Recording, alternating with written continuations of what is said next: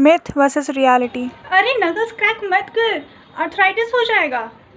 ये तो बस एक मिथ है, कोई साइंटिफिक प्रूफ नहीं है। मतलब मैंने तो बचपन से यही सुना है। साइंस कहता है कि नकल क्रैकिंग सिर्फ जॉइंट्स के फ्लूइड में एयर बबल्स के बर्स्ट होने की वजह से होता है। ये डेंजरस नहीं है। तो आर्थराइटिस का रिस्क नहीं बढ़ता? नहीं, कई रिसर्च स्टडीज़ ने ये प्रूव किया है कि नकल क्रैक करने का आर्थराइटिस होने से कोई लेना देना नहीं है। मतलब मैं बिना डर के अपने नकल्स को क्रैक कर सकती हूँ। हाँ, लेकिन दर्द हो या स्वेलिंग हो तो डॉक्टर से ज़रूर चेकअप करा लेना।